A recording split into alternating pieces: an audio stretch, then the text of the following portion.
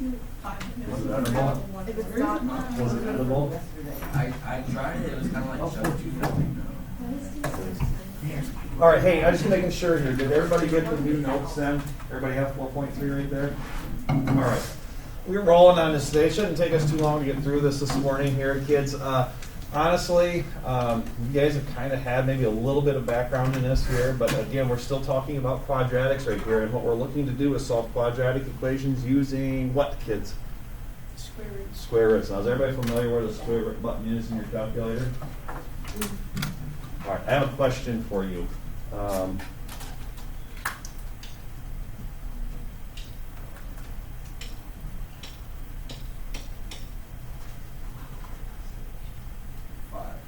Okay, now when we say 5, we've got to take into account that could either be a positive 5 or what else, kid?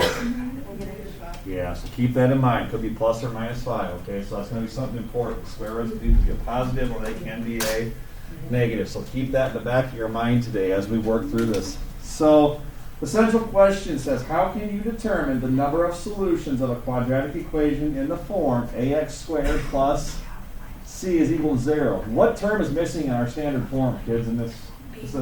Yeah, the b term, okay? So our goals today are to solve quadratic equations using square roots. We're also going to approximate the solutions of quadratic equations. So here we go. You guys kind of know this already. First vocab, square root. Anybody want to volunteer to read that for me? operation to find two numbers that multiply together to make the radical. Radicand. You have the number underneath the radical sign is called the radicand. So as an example, again, I'll put this down here, 36. Square root of 36, what would that be, kids? Plus or minus 6, right? Okay. Plus 6 multiplies that value of 36. Negative 6 multiplies to 36. You know that stuff, okay? Guys, does this look familiar right here? 0 of a function? Yesterday? 0 of a function is the x value for f of x equals 0. It's the solution or the, what's another word? Root of the function here, okay? So we're going to be basically looking for solutions today. And really, this is not difficult. So let's get talking here, kids. Core concept. We're comparing d equal to what here, kids? Okay, so what this is saying right here, we want to look for it for d greater than what, kids?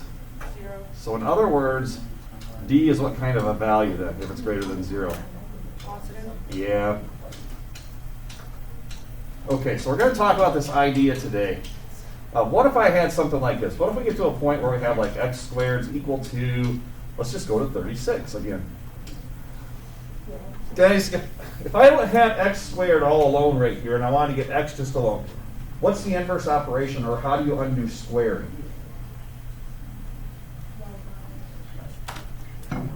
Say it again. Not quite divide.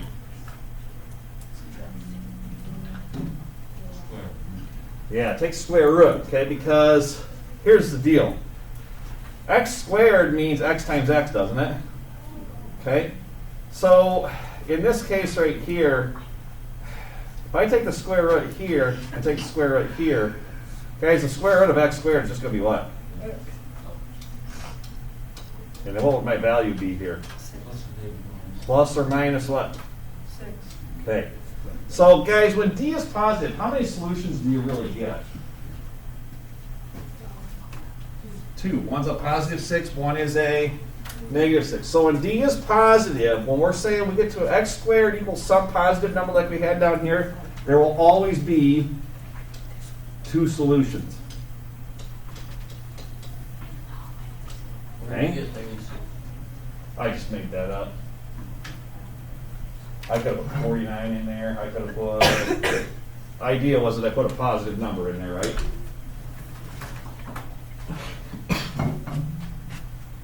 Okay, what's the second case saying, kids? Okay, d is equal to 0. Well, guys, this is like saying x squared is equal to 0.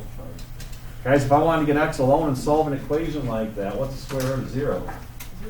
0 is neither positive nor negative, it's just itself, right? So really, how many solutions do you have when you solve this?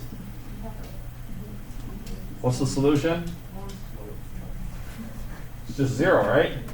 Which is really how many solutions, kids? One solution, all right?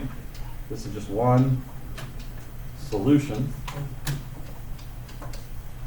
Okay, then let's get crazy. Let's put in something like x squared is equal to d less than 0. This means d is what kind of a value, kids? Negative.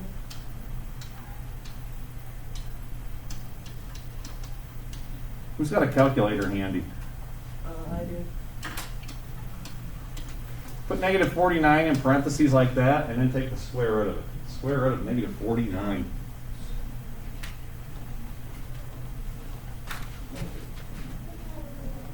Does it freak out a little bit? Yeah. What's it say? Domain error. Domain error. Here's the deal, guys. Think of two numbers that are exactly the same that multiply negative 49. The only way you're going to multiply to a negative is to have one number be positive and one number be what? Negative. Negative. Are they the same exact value? One's positive, one's negative? The answer to that is what? No. So if you ever get to a point right here where you have to take the square root of what type of number, kids? You would say that there is no solution. It's not possible. Now we'll look at this later on in the chapter when we start talking about imaginary roots that relate to quadratics. But for now, if you're taking the square root of a negative number, you just need to know what, kids? Perfect. All right, so let's slide ahead a little bit. Let's go to page 2. All right. Can I give you some advice today? Yeah. All right. When you're solving the quadratic equations using square roots today, I think that one of the best things that I can tell you is make your goal, a goal should be to get x squared alone.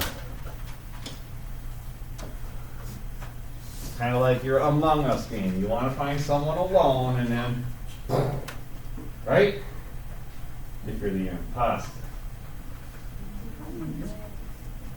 Are y'all still playing that game?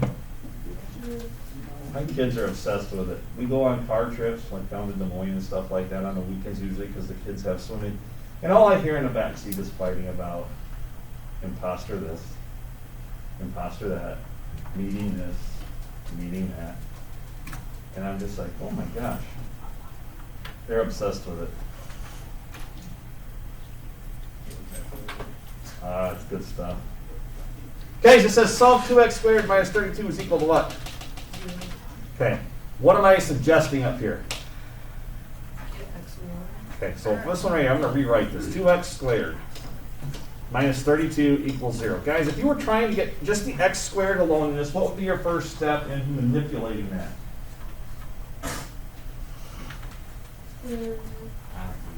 Well, add a 32 to both sides, right? Okay, think of x squared as kind of like x. If you were getting it alone, wouldn't you have to add 32 to both sides first? Okay, help me out. What's this become? What's on the left side, friends? 2x squared. 2x squared. What's that going to equal on the right? 32. Okay, I'd like to get x squared alone, which means I've got to get that 2 out in front out of there. So we're going to have to divide both sides by what now? 2. 2. Divide by 2 here. Divide by 2 here. That takes me down to x squared equals what, kids? 16. Now talk to me, kids. To get x squared down to just an x here, I have to take the... How do you turn x squared into an x? What's the inverse of squaring?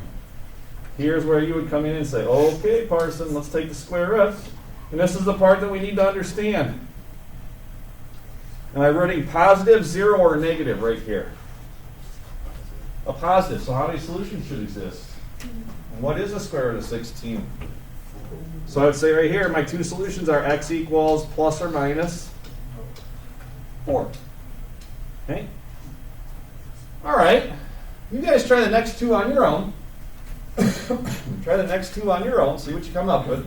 Keep in mind there could be two solutions. There might be just one solution, which is 0, and there might be no solution in this. Okay, and when you've got an answer, check with someone. See if you agree. If you disagree, talk about why you disagree.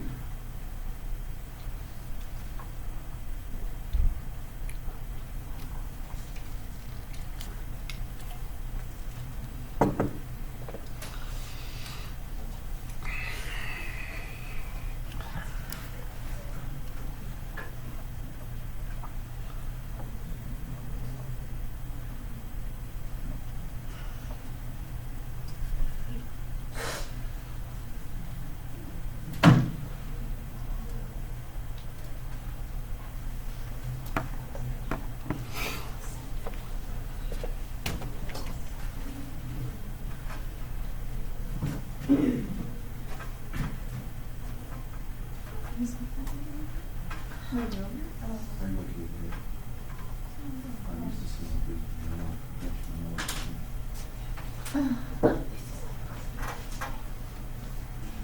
I have to mix it up today, huh? Yeah, change is good sometimes, right? All right, I'm not sure where everyone's at right now. It looks like quite a few of you've got your pencils stopped. So how about the first one? Volunteer to talk me through this first one. What would you do to both sides? Sam, you want to help me? Add 8. So when you added 8 to both sides, this became x squared on the left equals what? 0. Okay, well, what is the square root of 0? 0. So really, how many solutions here? Just a show of hands, how many add x equals 0 for that? Okay, very good. Somewhat different for this next one. You want to talk me through the next one? Negative 2x squared plus 3 equals 27. First step, maybe? Andrew?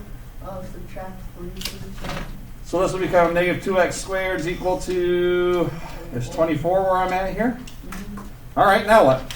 Divide by negative Divide by negative 2. Very good. So I've got x squared is equal to negative 12. Ooh, is that good news or bad news, kids? What's that? 2. I mean, he's right, but what's in terms of a solution up here? There's no solution because you're taking the square root of what kind of a number? It's a negative number, okay? And so there would be no solution on that. Hey, just a quick show of hands. How many are on board with me? How do you feel pretty good about that so far? Great. I think you guys have this, all right? So let's move on. Let's see what else there is to explore with this stuff here. So in example 2, things are a little different for us.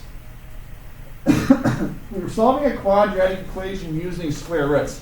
This is an interesting one because do I just have x squared alone? I don't. Okay, now this one here, you might want to put a star by example 2. Make sure you understand how to do this. I'm going to rewrite this again. X minus 3 is all in parentheses, but it's still to what power, kids? Okay?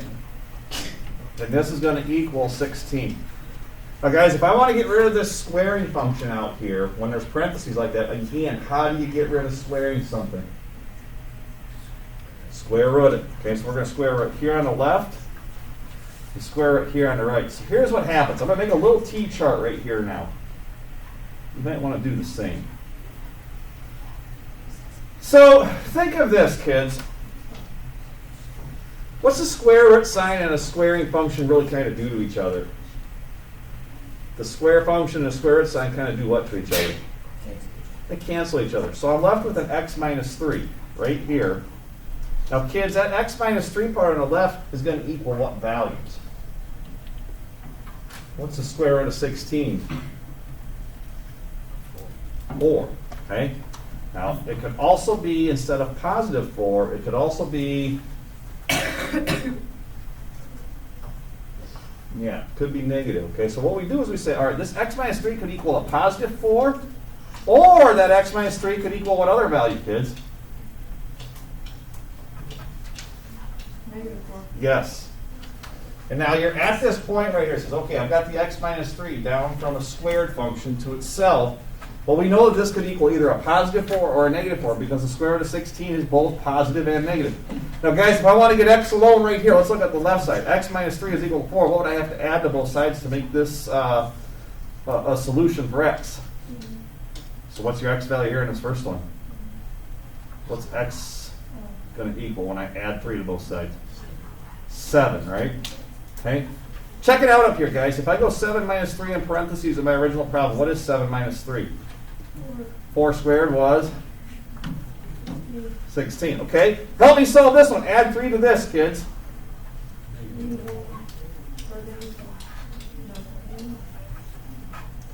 Help me out here, kids.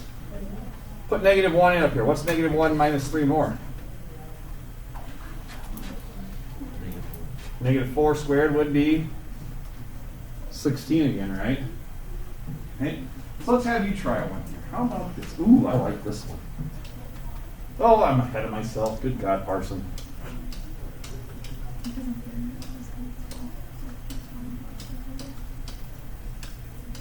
You guys try that one on your own. X plus 6 quantity squared equals 64. There should be 2 solutions to this, all right?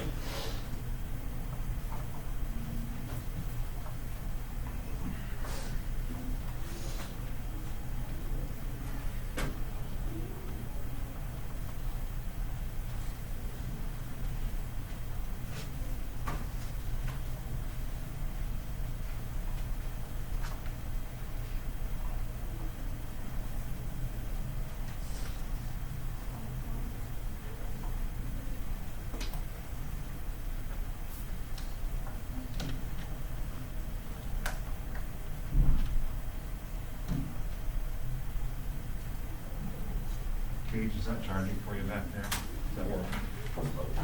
What's that? But it's working now? Okay.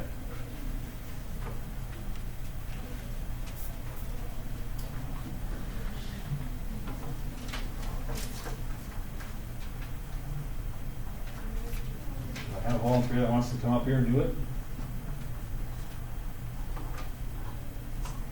You guys are too comfortable, huh? All right, talk me through this, kids. What do I need to do to both sides? Square root. So when I square root the left side, what do I get? Okay, x plus 6 equal to what? 8. Is it just 8? X plus 6 could also equal what else? Okay, so we'll cut it like this. Guys, the first one right here, if you subtract 6, what's your x value? How about when you subtract 6 from negative 8? Where does that put you at? Negative 14. I love it. How many ants? 2 and negative 14. We okay with this so far? So if you see those parentheses in there, you got to go, okay, I've got this expression in parentheses equal to a positive and a negative. You have two equations really to solve it. All right? Now, have we been lucky in finding perfect squares? I mean, have the square roots we've been looking for been easy to do in our head? Okay, it's not always going to be the case. Not always going to be the case. And here's an example. In example 3, this says solve 2x squared plus 10 equals 32 using square roots. Again, I think it's a good idea to try and get x squared alone if you can. Something like this. Can we do that? What would you do first in this one? So we're down to 2x squared equals what? Now divide by, and x squared is equal to what? 11. Kids, is 11 a perfect square? No, so this is where your calculator is going to come in handy. How does it say to round this, kids? So that'd be 2 decimal places, wouldn't it? So take the square root of 11 in your calculator. I know it's going to be between 3 and 4.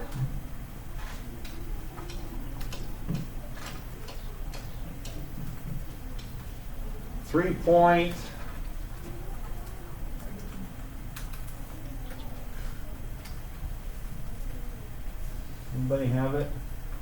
Square root of 11.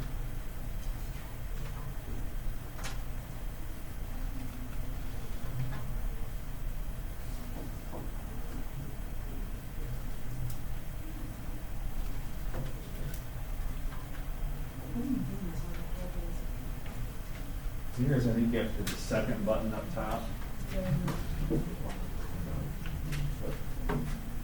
Yep, 3.32 about. So the nearest hundred, Sam's getting 3.32. Is there anybody struggling to do square roots in their calculator right now? Are we all good? iPhone users, are you good about it? Okay. Is everybody iPhone in here? Any Samsung people? Okay. 3.32 is what I'm getting. All right, you guys try this one on your own. Let's go 4x squared plus 18 equals, I don't want to do that.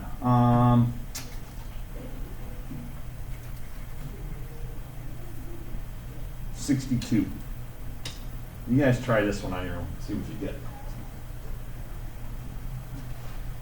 Actually, that's probably a bad problem. Well, we'll see what happens.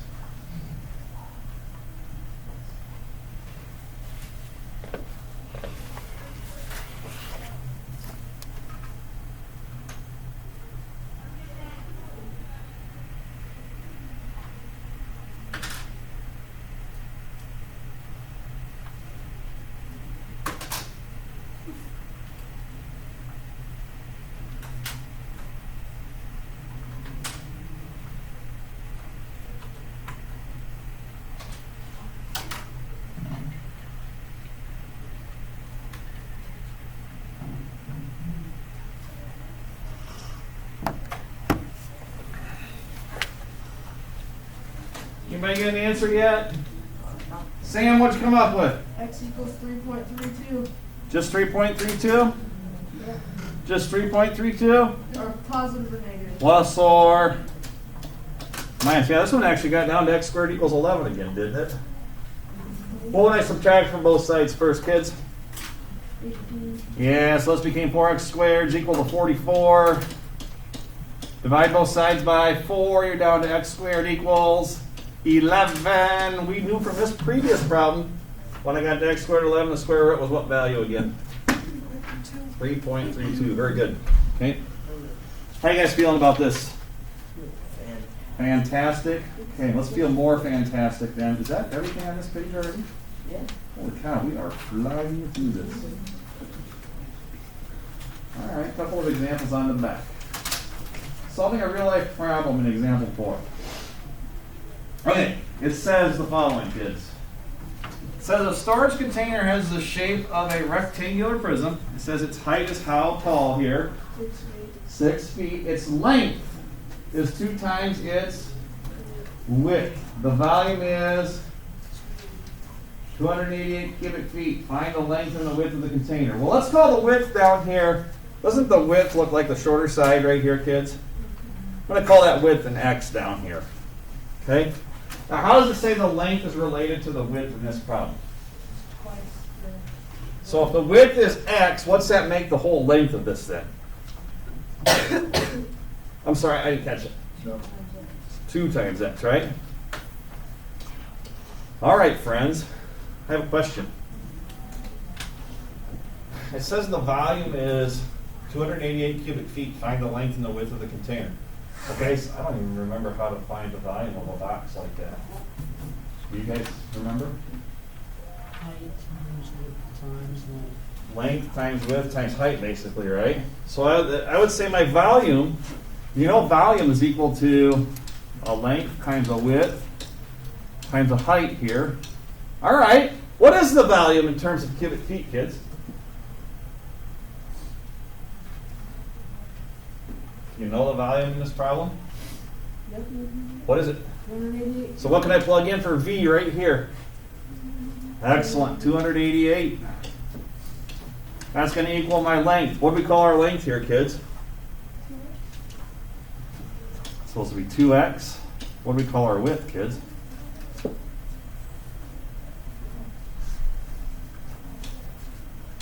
And what's the height? Okay, so let's work to simplify that right side. How about 2x times x times 6? What's the 6 times the 2 on the right side going to get you? So won't this be 12 times, how many x's, kids? So this will be 12x to the what? Equals 288. Our job then, if I can find x, we can plug in here to get a width and plug in over here to get a length, right? So what do I have to divide both sides by now? Very good. Ah, boy. Not sure, but is this 24 right here? When you divide that, somebody do 288 divide 12. I think it's 24. Okay. So guys, what are you going to do to 24 now? Square it. Square root it. Okay, let's go nearest. Let's go 2 places, okay? And I should take a timeout right here, actually. Guys, when I get a square root here, we're taking a square root of a positive number, which means x can either be positive or what? But would you necessarily use the negative value here if we're talking about a real life situation and measuring some distance? Okay, what do you guys get for square root of 24? 4.9? Okay. So what's that make my width down here then, kids? 4.9. This is 4.9 feet. How am I going to find my length? Take 4.9 times 2, because we know x is 4.9. What is that going to be, 9.8 feet? There it is. Awesome. You guys catching on to solving quadratics by using square roots? Pretty easy, isn't it? Okay. I like these 2 sections so far in chapter 4. Who's with me? Oh, that's pretty simple. All right, let's rock. Last example, then I'll give you some time to get moving on some things. Have a volunteer to read this for me at all? The surface area S of the cube with side length A is given by the formula S equals 6A to the second. Solve the formula for A, then approximate the side length of the cube with a surface area of 724 square inches. So it says find a formula for what, kids? Basically, when they say find a formula for A, they want you to get A to be all alone. So in this formula right here that you have, S equals 6A to the second, we need to get A alone. So, but before I get A alone, I've got to get A squared alone. So what do I have to divide both sides by first? Divide by 6, poisson. Okay. What happens to the 6's here on the left? They're just going to go away. And you have A squared equals S over what? How are you going to get A alone? What's my next step now? Square root both sides, right? Square root both sides, and bada bing, bada boom. We have A equal to what, kids? Square root of what over what? All right, so that's the first part of this.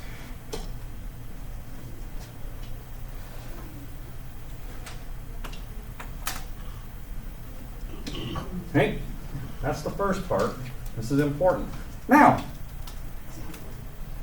kids, this says the second part. Approximate the side length of a cube with a surface area of what? Basically, this is saying S equals how much? So to find A, we would plug what value in for S over here? Okay, I need someone with a calculator for me. Who's going to volunteer to punch this in for me? Sure. If you go square, well, do 724 divided by 6 first for me. You got that number? Or if you want to, watch what I type up here, or right on the board. In your calculator, if you go square root, and then put in parentheses like this, 724, divided by 6 like that, it should work. Now, iPhone users, I think if you do it in an iPhone, you would have to put 724 divided by 6 first, and then hit the square root button. Okay? So if you do 724 divide 6, and then hit the square root button, what are you guys getting for a value? 10.98. 10.98. Okay? 10.98. And that was measured in square inches, so that would mean the length of one side would be 10.98 inches. Guys, very good today. Very good. Give me a show of hands. How many are like, yep, I think I kind of understand this. That's awesome. What questions do you guys have for me right now? Okay, I'm going to go ahead and stop this right here, kids. I sent out